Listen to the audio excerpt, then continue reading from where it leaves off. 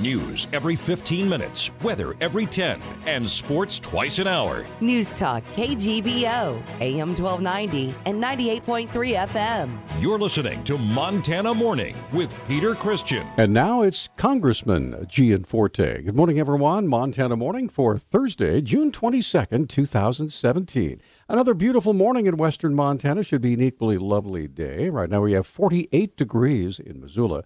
Our newscast this morning, sponsored by Selway Armory on Stockyard Road, with more guns and ammo than anyone in Missoula. The best prices in Montana, Montana's premier firearms dealer.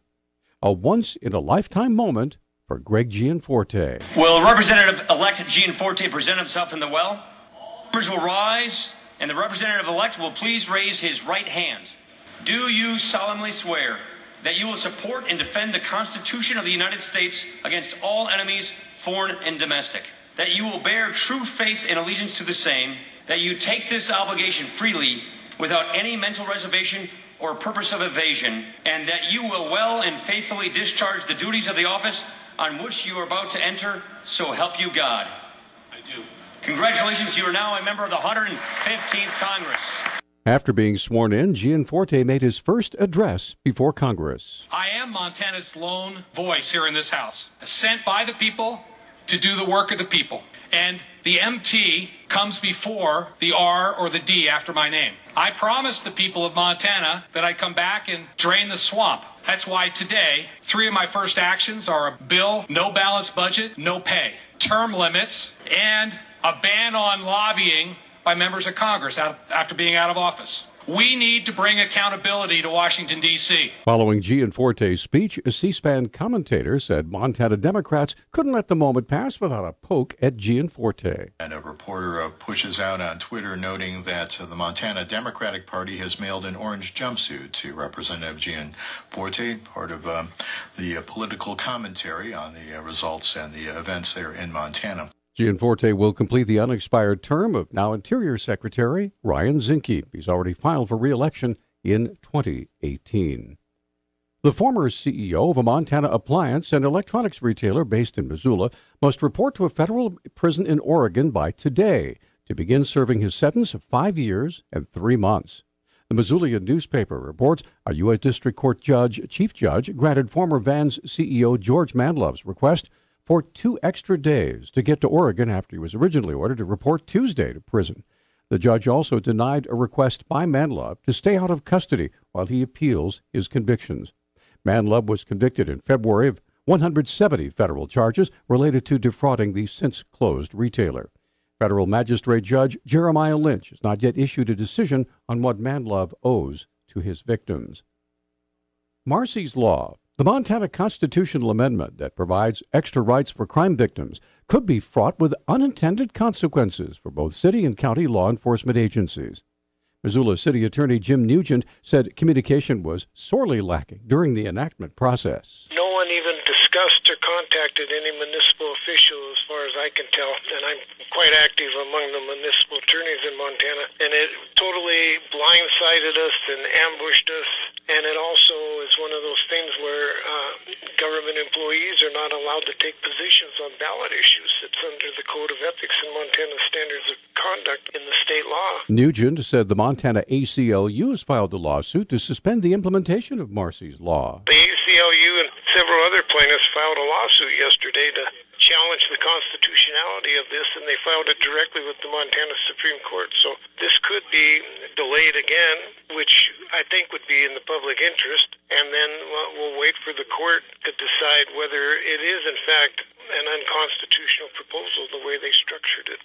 Marsy's Law set to go into effect on July 1st. A search continues for a 21-year-old Pennsylvania man who has gone missing in a Montana wilderness area. Teton County Sheriff Keith Van Setten said searchers are looking for Eric Helmuth of Ben Salem, Pennsylvania, in a remote section of the Bob Marshall Wilderness area. Van Setten says a backcountry outfitter reported that Helmuth walked away from camp in the Sun River drainage about 2 o'clock Monday afternoon and had not yet been seen since. Authorities were called at 10 a.m. on Tuesday. He said Helmuth has some outdoor experience, but not much mountain experience. The search is concentrated near the river confluence with Cabin Creek, that's about 30 miles northwest of the town of Augusta. About 15 searchers are involved from Teton County Search and Rescue, the Forest Service, and various outfitters. Authorities are investigating after a woman's body was found on the banks of the Flathead River in northwest Montana. The Flathead Beacon reports the body was found south of the Tea Kettle fishing access site near Columbia Falls on Tuesday evening. The woman's name and age have not yet been released. The newspaper reports 3 bodies have been found in or along the Flathead River so far this spring. Anthony Walters was found dead May 29th, and investigators say he was a homicide victim. Dacia French of Kalispell also was found last month in the river near the Sportsman's Bridge. The Montana State Crime Lab determined that she had drowned. There will be no primary election required for the upcoming municipal elections for mayor, the city council, and for municipal court judge. Missoula County Elections Administrator Rebecca Connors sent a letter to Mayor John Engen and the entire city council for yesterday's committee of the whole. Law states that if there's an excess of 3 candidates, 3 or more, so anything 4 and over, within a majority of the races, then a primary is required. And so we have only 1 race out of the 3 that actually has 4 or more, so that does not constitute the majority. Connors walks through just 2 of the many municipal races. For mayor, we have John Engen, Lisa Tripke, and Madison Schroeder. We have 3 candidates for mayor.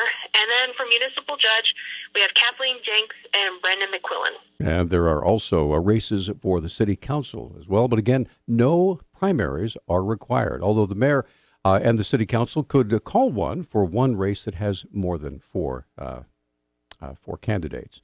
The general election will be held on November 7th, 2017.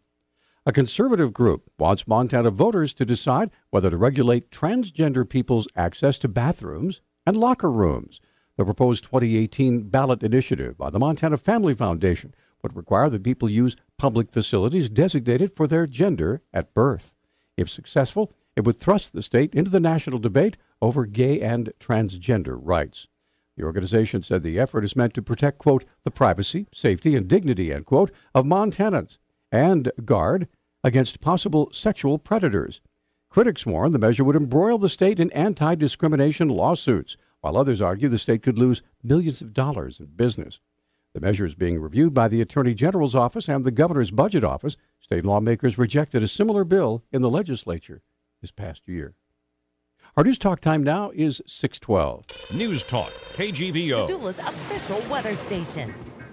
Ample sunshine today with our high temperatures in the low 70s. Winds will be breezy with wind gusts as high as 20 miles per hour. Tonight mostly clear. Lows will drop into the mid-40s. We'll see sunshine with highs in the 70s Friday. I'm meteorologist Brooke Foster, KECI 13.